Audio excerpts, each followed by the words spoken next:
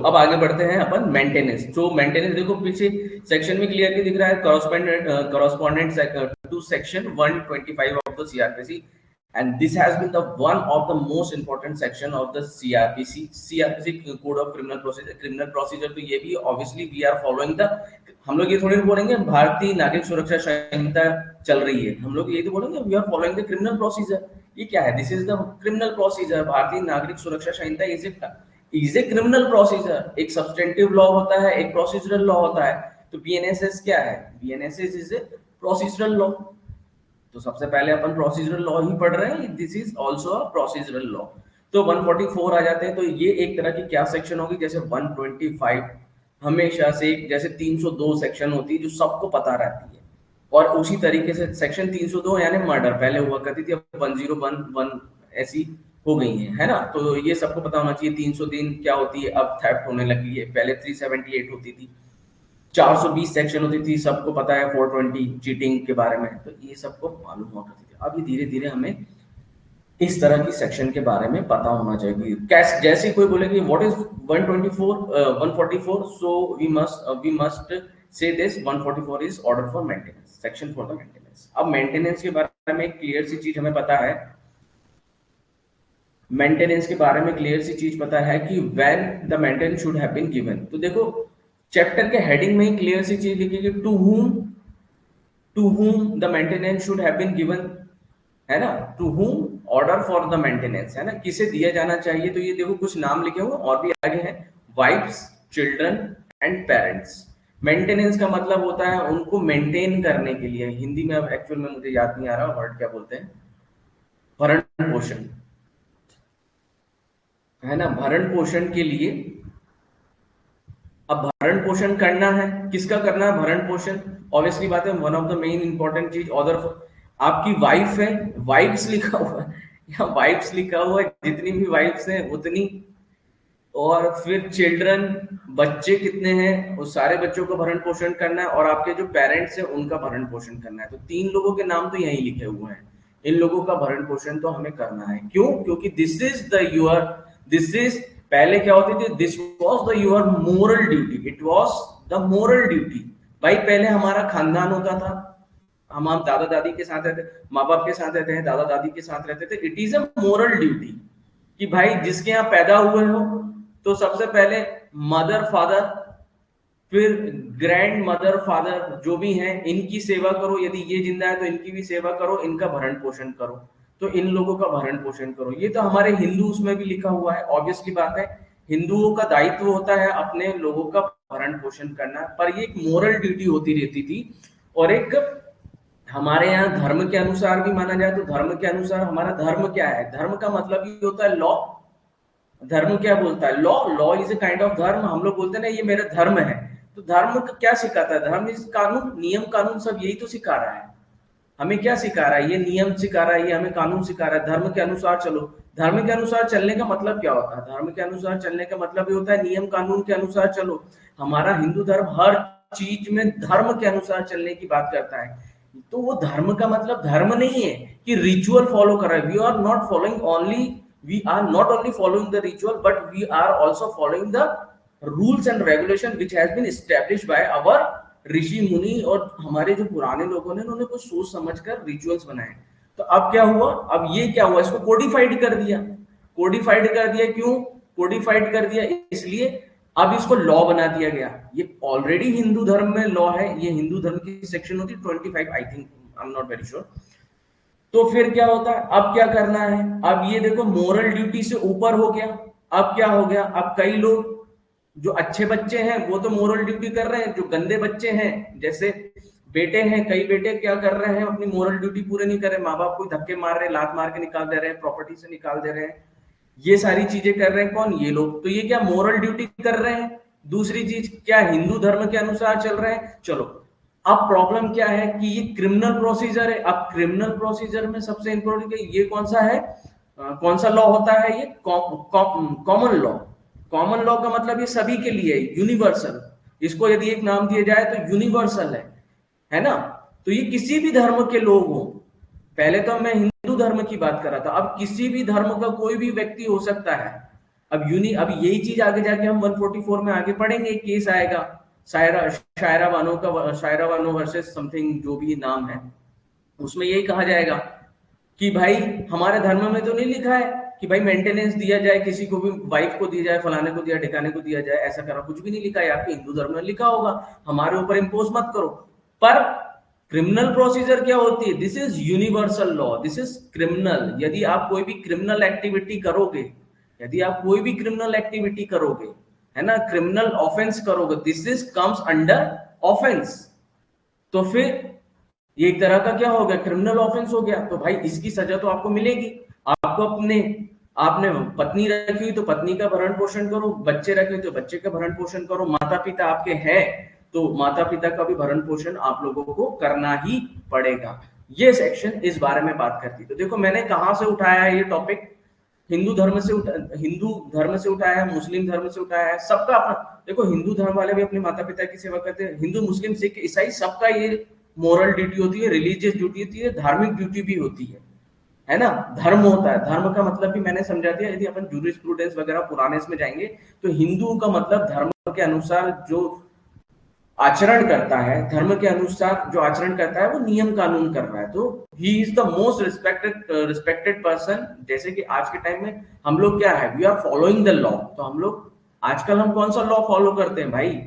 हिंदू धर्म से हटके ये वाला जो लॉ एक्चुअल में कॉन्स्टिट्यूशन में लिखा हुआ, इस तरह के law what we are following, हम लोग ये वाले, इसी को नाम जो दिया गया है, दिस इज कॉल्ड धर्म, इज कॉल्ड कानून,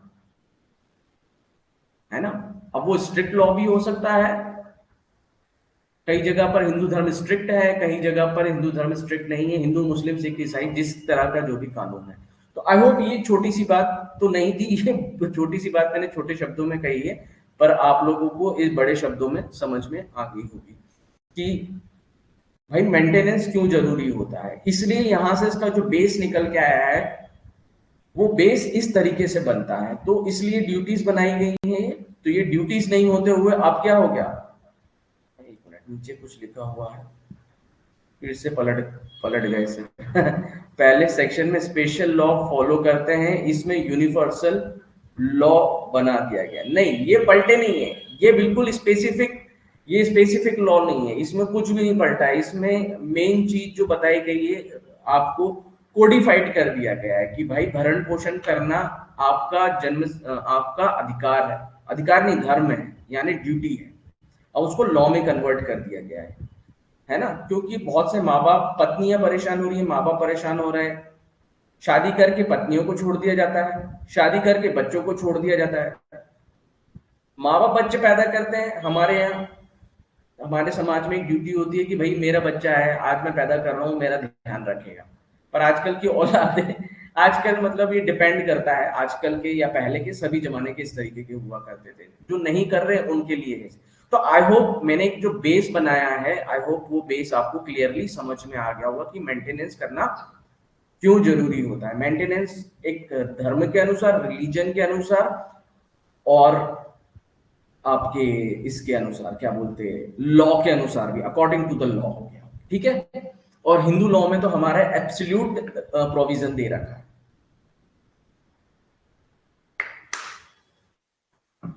सो हिंदू नाम से ये हिंदू मेंटेनेंस एक्ट है ना, वो भी हम लोग पढ़ेंगे थोड़े दिन में। चलो अब आते हैं अपन अपने मेन टॉपिक पे, क्या बोल रहा है।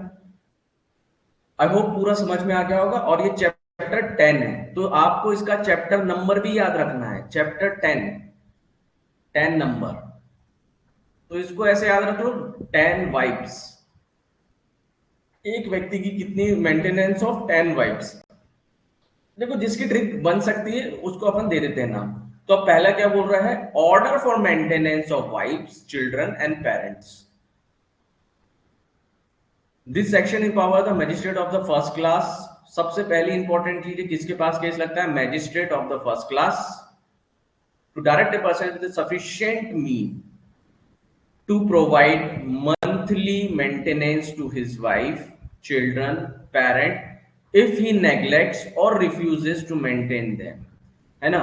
अब ये जो सफिशिएंट मीन है, इसके ऊपर बहुत सारे केस आ चुके हैं, अब तो यहां तक कहा जा चुका है कि आपके पास मीन्स हो या ना हो, आपको अपने बीवी बच्चों का और माँ बाप का ध्यान रखना ही पड़ेगा। इस तरह के कुछ केसेस आ चुके हैं, ठीक है। तो वो अभी हम उन पे डिस्कस नहीं कर रहे हैं। मेरा क्या है, हमें बेयर लॉ पढ़ना है पहले, bare law, basic law, core law, है ना, बिल्कुल इसको बोलते हैं ना, कोर लॉ पढ़ रहे हैं हम लोग पहले, हमें इसे अंडरस्टैंड करना है। तो आज आप लोग ध्यान से पढ़िएगा, क्योंकि इसके बाद रोजाना मेरा एक जो मैंने कहा है कि जब टॉपिक खत्म होंगे उसके बाद में जनरल क्वेश्चन आप लोगों से पूछूंगा कि भाई क्या था क्या था क्या था, इसमें क्या था, सिंपल इतना, ताकि आप लोगों की माइंड की फ्रीक्वेंसी बढ़े थोड़ी। अब सबसेक्शन 1 क्या बोलती है, who can claim the maintenance. तो फर्स्ट क्या लिखा हुआ है, his wife who is unable to maintain herself. देखो क्लियरली लिखा है यहाँ पे, his wife who is unable to maintain herself। so इसका अपोजिट यदि बात करें, who is unable to, if she is able to maintain herself so no need to maintain her। यदि वो पढ़ी लिखी है समझदार, पढ़ी लिखी से भी मतलब नहीं है, पढ़ी लिखी है समझदार है, नहीं पढ़ी लिखी है पर she has sufficient to mean, she has sufficient mean to maintain herself, so उसको मेंटेन करने की जरूरत नहीं है। करोड़पति बाप की बेटी है, भले पढ़ी लिखी नहीं है, बहुत सारी जमीन जायदाद है, सब कुछ है, तो फिर उसको मेंटेन करने की जरूरत नहीं है आपको, ठीक है। हिज लेजिटिमेट और इलेजिटिमेट चाइल्ड वेदर मैरिड और not who is unable to maintain itself. अब देखो इसमें दो तरह के बोल रखे हैं, तो वाइफ तो समझ में आई, फिर चाइल्ड बता रखे हैं कौन से, लेजिटिमेट चाइल्ड और इलेजिटिमेट चाइल्ड। तो इसका मतलब तो आप लोग समझते ही हैं कि दो तरह के हो सकते हैं, बच्चे जो पैदा हुआ है लीगल मैरिज से हुआ है, और ये जो माँ बाप ने शादी नहीं करी थी पर बच्चे जरूर पैदा हो गए, है ना, इसको अपन बोलते थे लीगल मैरिज, लीगल मैरिज।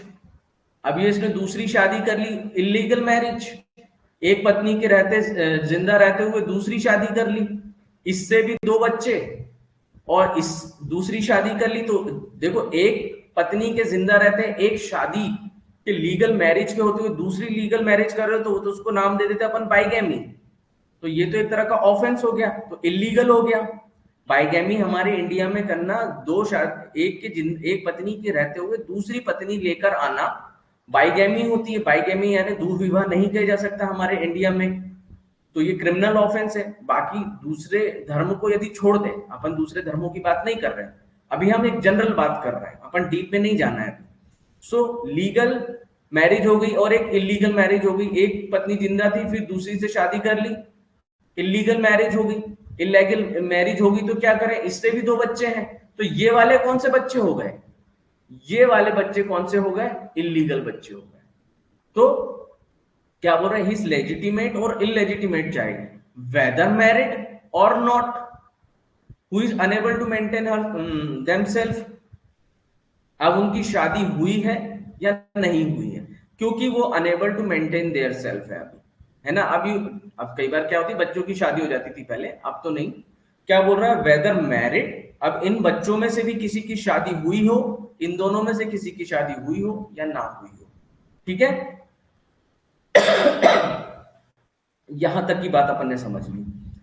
तो दो पॉइंट अपन ने समझ में आ गए, पहली वाइफ, दूसरा लेजिटिमेट इलेजिटिमेट चाइल्ड, तीसरा हिज लेजिटिमेट और इलेजिटिमेट एडल्ट चाइल्ड। अब ये हो सकते हैं, ये ऊपर वाले कौन थे, माइनर थे। अब इसको अपन क्या बोल देते हैं, मेजर चाइल्ड बोल देते हैं। माइनर का हमारे यहां मतलब होता है 18 साल से 18 साल से कम माइनस, और ये 18 साल से प्लस। हिज लेजिटिमेट और इलेजिटिमेट, ये वही वाला मैटर, इसमें लीगल मैरिज इलीगल मैरिज से आए हैं, इलीगल मैरिज से आए एक्सक्लूडिंग ए मैरिड डॉटर। अभी एक्सक्लूडिंग मैरिड डॉटर हटा, इसको अपन बाद में देखेंगे, है ना। मेजर बच्चे हैं उनको भी 18 प्लस है पर शादी नहीं हुई है अभी तक, है ना। If unable to maintain itself due to the physical और मेंटल एबनॉर्मेलिटी और इंजरी। अब मेजर में कौन से बच्चे आते हैं, ये देखो। अब यदि हम लोग ऊपर की यदि बात करें, ये वाली यदि अपन बात कर रहे थे, तो अब मैं इसको थोड़ा सा आप लोगों के लिए आसान बना देता हूं ताकि आप लोगों को सेक्शन याद रहे। तो कैसे याद रखेंगे, पहले वाले को अपन बोल देते हैं माइनर। अब इसमें वो लीगल और इलीगल 1 और 2, अब नीचे वाले में भी लीगल और इलीगल है, बट इसमें क्या बोला, एडल्ट बोल दिया, तो यहाँ पे माइनर हो गया और यहाँ पर ये हो गया मेजर। अब मेजर में इंपॉर्टेंट चीजें हैं, ऐसे कौन है जो यार शादी के बाद जो मतलब कमाने खाने लायक बच्चे हो गए हैं पर उनको भी मेंटेन करना पड़ेगा, तो कौन से बच्चे हैं, वो देखो नाम लिखा हुआ है, जो फिजिकली इनकैपेबल है, जो फिजिकली इनकैपेबल है और मेंटली इनकैपेबल ऑफ एबनॉर्मलिटी है, और दूसरी चीज क्या बोल रहा है कि उनको इंजरी है, इंजर्ड है किसी रीजन पर वाइज। सो फिजिकली एबनॉर्मलिटी, मेंटल एबनॉर्मलिटी और ये तीन चीजें, तो क्या हो गया,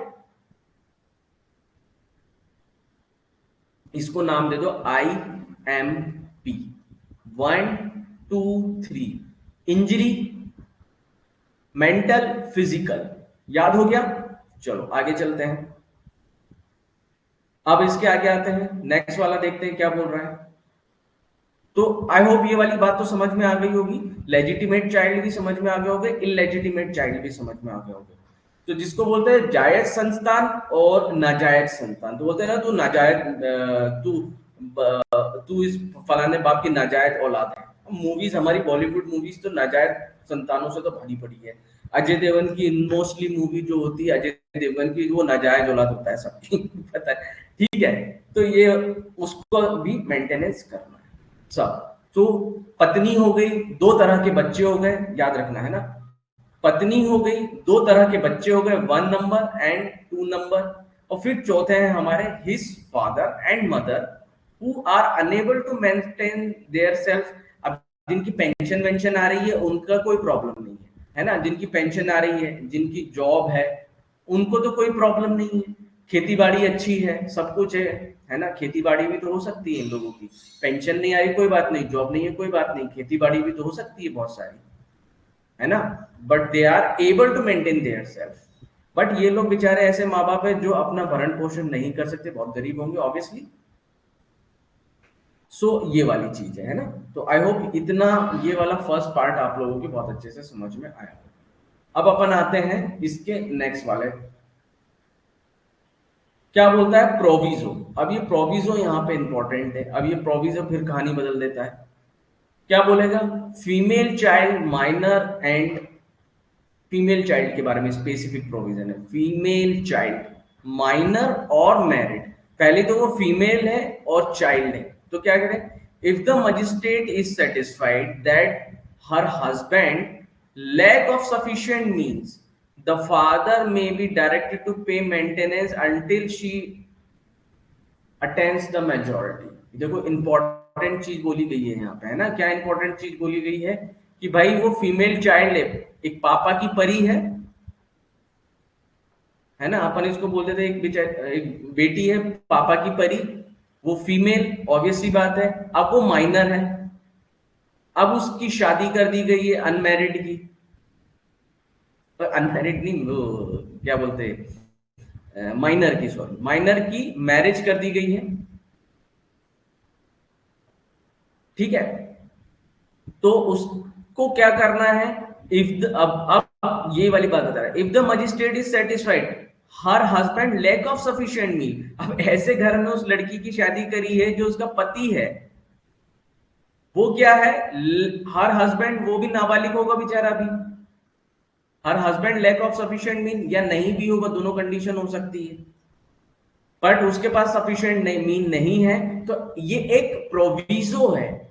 तो ऐसी लड़की जो कि 18 साल से कम है, उसकी शादी कर दी गई है, पहले के समय में ऐसा होता था, अब तो बहुत कम है, फिर भी ये प्रोविजन रखा हुआ कहीं कई जगह अकॉर्डिंग टू रिलीजन, जैसे शेड्यूल ट्राइब्स होती हैं और भी कई रिलीजन है जिनमें शादियां हो जाती हैं, है ना, हिंदू के परव्यू से नहीं देखे अपन, और भी रिलीजन है, तो फिर वहां पे क्या करें हम, हर हस्बैंड, वो उसके पास कोई भी साधन नहीं है, अब जब उसके पास कोई साधन नहीं तो कौन पिताजी मेंटेन करेंगे फिर से, मतलब मेरे पापा ने कभी घर से मुझे निकाल दिया तो उन्हें मेंटेन नहीं है, ऐसा बिल्कुल नहीं है, जायदाद से बेदखल करेंगे तब की बात है, लीगली सेपरेट करेंगे, कागज पर लिख कर देंगे, यदि उन्होंने तुम्हें ऐसे घर में से थोड़ी बोलते कि नचिकेता आज तुम्हें मैं लात मार के घर में से निकाल रहा हूं, आज के बाद तू घर में घुस मत जाना, इससे कुछ नहीं होने वाला।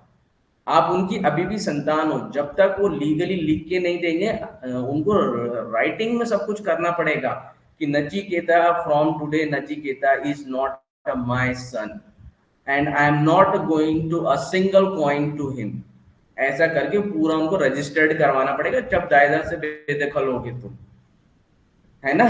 तो मेंटेन तो बाद में यदि इस तरीके से नहीं निकाला है और उन्होंने बाद में ऐसा केस लगा दिया कि भले मैंने उसको लात मार के निकाल दिया था, पर कोर्ट बोलेगी कोई रिटर्न में है, तो पापा बोलेंगे नहीं ऐसा कोई रिटर्न में नहीं है, तो नचिकेता बोलेगा सर इनने तो मुझे निकाल दिया था, मैं क्यों इनका मेंटेनेंस करूं। तो ऐसा पॉसिबल नहीं है, तो भी मेंटेन करना पड़ेगा। बट फादर के पास सफिशिएंट मीन है, मदर के पास सफिशिएंट मीन है, घर है, खेती है, पैसा है। यदि ये आप उन्होंने प्रूफ कर दिया कि हमारे पास कुछ भी नहीं है हमको मेंटेन करने के लिए, और Nachiket is capable for maintaining us, so you have to maintain them. However उन्होंने तुमको मारकर जैसे भी निकाला। सो आई होप ये वाली चीज क्लियर हो गई होगी। आगे चलते हैं। ये आपको किसी भी कंडीशन में उनको करना ही है, पर मैंने एक वर्ड यूज किया है प्रोवाइडेड दैट, कि उन्होंने तुमको लीगली आपके घर से संपत्ति से निकालो, लीगल राइट रिटर्न में होना चाहिए सब कुछ। आई होप ये समझ में आ गया। अब दूसरा number, interim maintenance and proceeding expenses. During the pendency of the proceeding the magistrate may order monthly interim maintenance and reasonable expenses of the proceeding। अब क्या होता है, अब यहां तक अपन ने पूरी कहानी समझ ली, यहां तक अपने को समझ में आ गया कि ये चार तरह के लोग हैं, ये चार तरह के लोगों को हम लोगों को पांच तरह के लोग हो गए, फीमेल चाइल्ड भी आ गई यदि बीच में। देखो लड़की की जब तक शादी नहीं हुई है, 18 साल से कम की है, घर में दो भाई बहन है, एक बहन है, तो तीनों को मेंटेन करना, दोनों भाइयों को भी मेंटेन करना है, एक बेटी को भी मेंटेन करना है, because she is the under as, तो उसको तो करना ही है, उनको माइनर को। और एडल्ट का मामला आपने समझ ही लिया, यदि उनमें से कोई भी एक इस तरीके से है, फिर लड़की जो है शादीशुदा हो गई पर एज कम थी, तो फिर उसको मेंटेन करना है। बट ये सारी कंडीशन हमने समझ ली। सारी कंडीशन समझने के बाद, है ना, सारी कंडीशन समझने के बाद ये नया, यहां से आप एक समझ लो, एक पार्ट दूसरा शुरू होता है कि मान लो अब ये चारों लोग कौन से हैं, चारों लोग हो गई वाइफ, चाइल्ड, चाइल्ड, और लास्ट में क्या है अपना पेरेंट्स। तो ये फॉर्मूला अपन याद रख लेते हैं, WCCP। WCCP हमारा फॉर्मूला का वाइफ, चिल्ड्रन, चिल्ड्रन, चिल्ड्रन, इसमें भी illegitimate, legitimate, illegitimate, legitimate, illegitimate, legitimate, parents तो है ही, mother father, mother father, wife, wife's लिखा हुआ है इसमें, यदि दो वाइफ है दोनों को मेंटेन करो, है ना, दो वाइफ है दोनों को मेंटेन करो, चाहे लीगली हो चाहे इलीगली हो।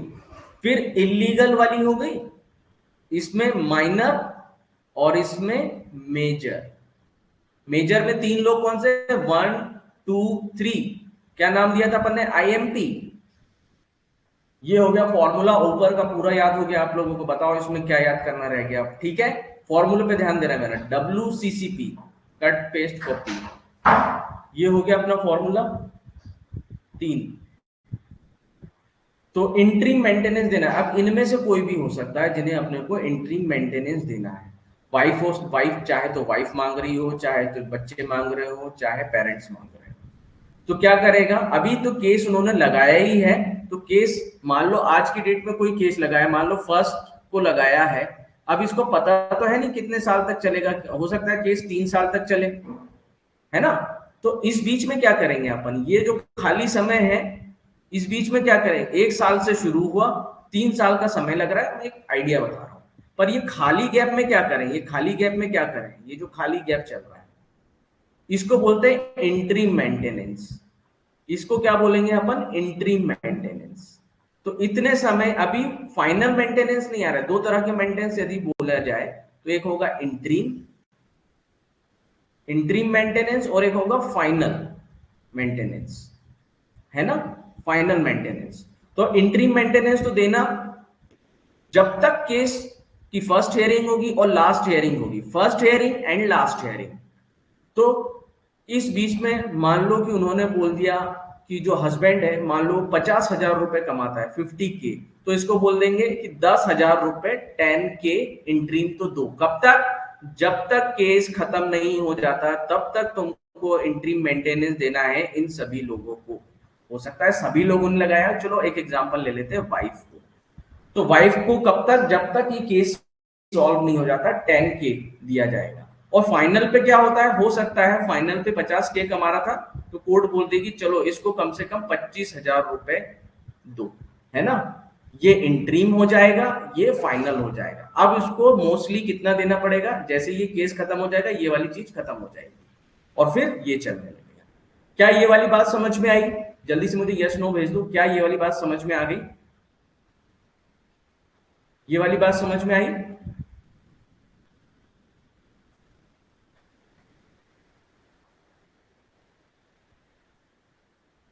है ना। मुझे ये थोड़ा सा बताना क्योंकि ये इंट्रीम मेंटेनेंस और फाइनल मेंटेनेंस के बारे में समझ में आया।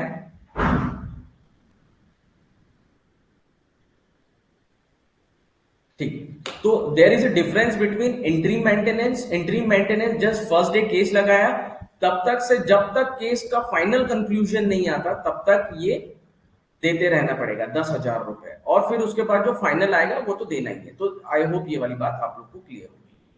चलो आगे चलते हैं। अब इसमें WCCP याद हो गया। अब नेक्स्ट,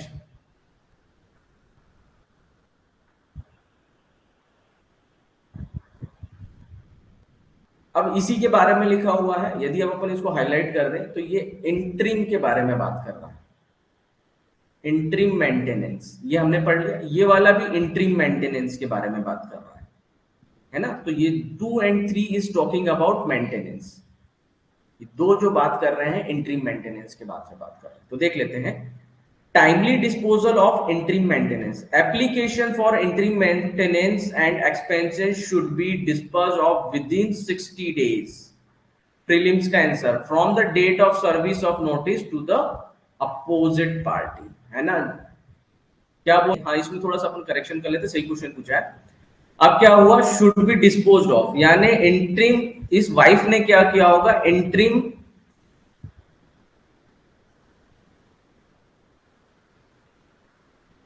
इंट्रीम मेंटेनेंस की एप्लीकेशन लगाई थी।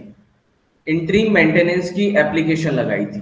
तो क्या होगा? जिस दिन से एप्लीकेशन लगाई थी उस दिन से 60 डेज के अंदर ये कोर्ट को करना है ना। हाँ सही किया, वो कोर्ट को करना है। जो वाइफ ने एप्लीकेशन लगाई थी कि सर मुझे मेंटेनेंस चाहिए, अब मेंटेनेंस देना होता है। अब ये मेंटेनेंस को डिसाइड करना है तो सबसे पहले कोर्ट को इंट्रीम मेंटेनेंस डिसाइड करके देना है। सबसे पहली फुर्सत से केस जितने दिन भी चले, है ना, केस जितने दिन भी चले, यहां से स्टार्ट हो रहा है केस और यहां तक चलेगा, है ना। 1 साल से शुरू हुआ, 3 साल तक केस चलेगा। अब इस बीच में सबसे पहले कोर्ट को क्या डिसाइड करना है? 60 दिन के अंदर सबसे पहले तो ये 10K के बारे में डिसाइड करना है, जो एग्जांपल दिया है मैंने। तो सबसे पहली फुर्सत से कोर्ट को ये डिसाइड करना है। तो अब ठीक है, अब क्लियर है ना। वो मुझे कंफ्यूजन हो गया था, मैंने डिस्पर्स्ड वाला पढ़ लिया था वहां पे नीचे वाला। तो ये वाली बात हो गई। तो इंट्रीम मेंटेनेंस के बारे में काफी कुछ चीजें समझ में आ गई होगी। जैसे ही वाइफ ने केस लगाया, केस लगाने के बाद क्या हुआ? उसकी फर्स्ट डेट आई। फर्स्ट डेट पे बोला वाइफ ने कि सर मुझे अपने पति से मेंटेनेंस चाहिए। तो आज है 1 जनवरी 2025। कोर्ट ने डिसाइड कर दिया आज डिसाइड नहीं किया कोर्ट ने। आज कोर्ट ने बोला कि चलो तुम्हारा मामला पूरा सुनते हैं।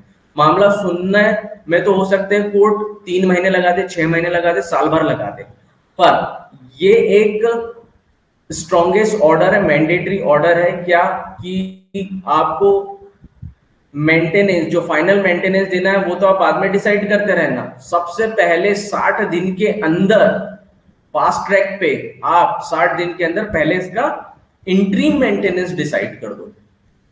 तो ये चीज लिखी हुई। तो आई होप अब क्लियर हो गया होगा ये वाली बात, है ना। तो अब आते हैं वो क्या है, वहां डिस्पर्स लिख गया था मेरे को वहां पे। अब आते हैं अपन नेक्स्ट वाले पे। Wife includes a woman who has been divorced or has been obtained a divorce from her husband and not been remarried. अब देखो ये एक बहुत इंपॉर्टेंट चीज है यहाँ पे क्या, तो ये तो एक्सप्लेनेशन वन सबसेक्शन वन में दिया हुआ है। वाइफ का मतलब क्या है अभी, वाइफ का मतलब क्या है, हु हैज बीन डिवोर्स्ड, यानी उसको डिवोर्स दे दिया गया है तो भी वो उसकी वाइफ रहेगी। और आपने मोस्टली केसेस में देखा है कि divorced wife is also taking the maintenance, mostly in mostly cases. आजकल तो धंधा बन चुका है, मोस्ट ऑफ द केस की बात कर रहा हूं, नॉर्मल केस की बात नहीं कर रहा हूं, है ना, कई जगह पे ऐसा हो रहा है। एंड और has obtained divorced from her husband, एक तो women has been divorced by यानी पति के द्वारा, और has obtained divorce from her husband, या तो पति ने तलाक दे दिया या उसने पत्नी ने उससे पति से तलाक ले लिया है। And has not been remarried, यदि मैरिड कर ली, रीमैरिड हो गई, यदि उसने मैरिज कर ली तो फिर उसको मेंटेनेंस नहीं मिलेगा, उसका मेंटेनेंस बंद हो जाएगा। तो आजकल लड़कियां, कई लड़कियां होती हैं, एक मालदार पार्टी से शादी करती हैं, फिर शादी करने के बाद उससे डिवोर्स ले लेती हैं, फिर डिवोर्स लेने के बाद कई का तो लाख लाख रुपए मेंटेनेंस आ रहा है, 50,000 रुपए मेंटेनेंस आ रहा है, एक तरह से उनकी तो बंदी बन गई है, बढ़िया उनसे उनको सब कुछ मिलता रहता है, तो वो रीमैरिड भी नहीं करती है पर रहती सबके साथ में। तो अदरवाइज ना ले, मैं एक जनरल बात बता रहा हूँ, मैं एक हो सकता है इसको अदर वे में कई दूसरे लोग वीडियो देखे तो हो सकता है ले सकते हैं, बट हमारा मतलब ये नहीं, मैं एक जनरल व्यू बता रहा हूँ, जो आजकल सिनेरियो चल रहा है उसके बारे में बोल रहा हूँ। सो ये वाली बात है। तो वाइफ में हम लोग ने दो लोग देख लिए, पति ने डिवोर्स दिया हो या पत्नी ने डिवोर्स लिया, ये बाय और ऑब्टेंड का मतलब ये है यहाँ पे, बट उसने रीमैरिड नहीं किया हो। तो अब यहां से आगे बढ़ते हैं अपन सबसेक्शन 2 पे आए हैं, सोचो अपन क्या बोलती है subsection 2, effective date of payment. अब वो जो मैंने लास्ट में जो बात समझा दी थी वो यहां पे लिखी हुई है ना। तो मेंटेनेंस और इंट्री मेंटेनेंस कब से दे होगा, may be paid from the date of the order, the date of the application as directed by magistrate, है ना।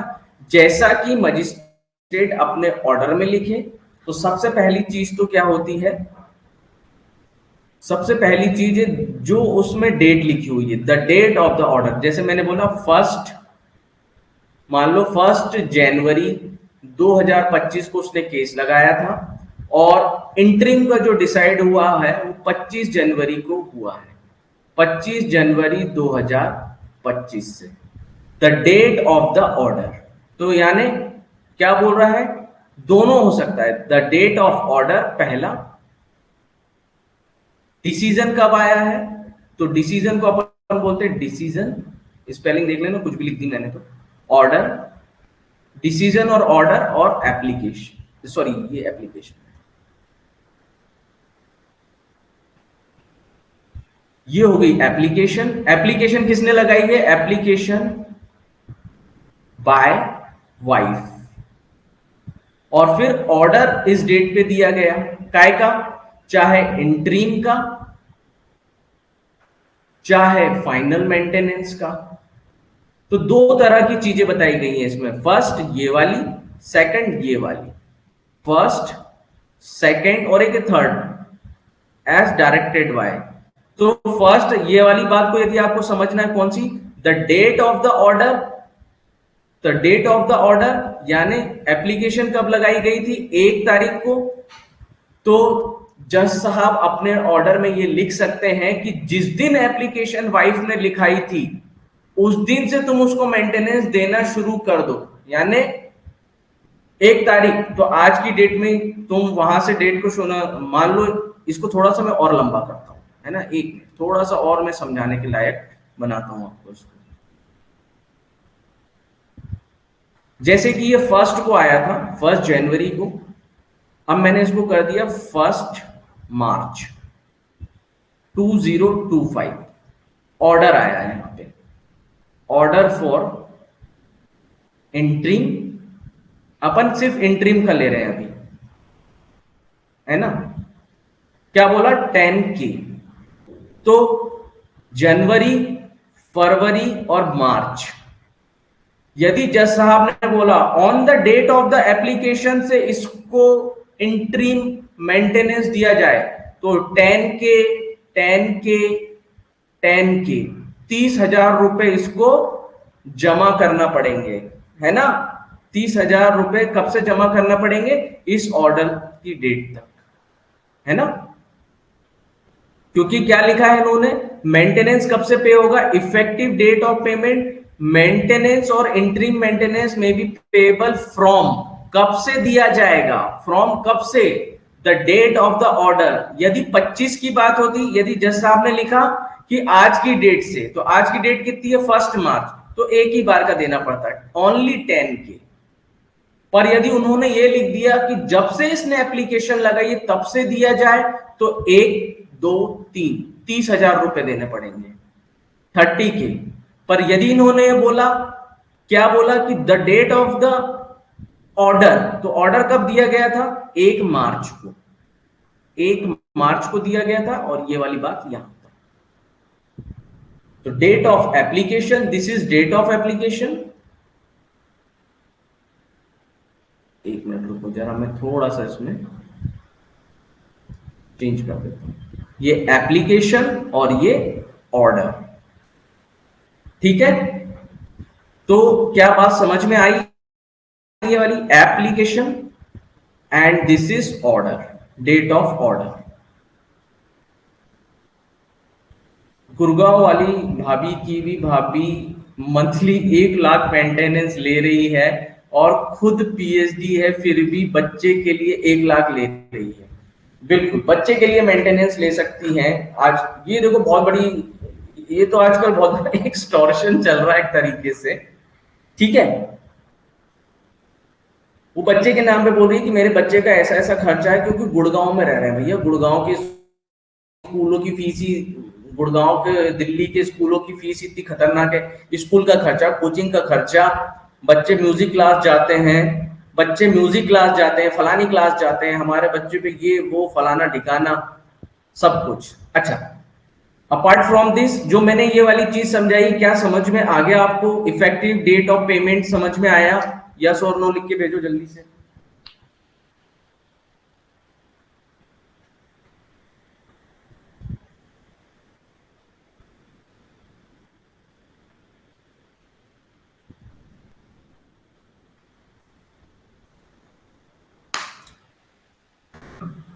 दो तरीके की बातें हैं ना, तो आप लोगों को, when the application is made, when the order is made, when the application is made, when the order is made.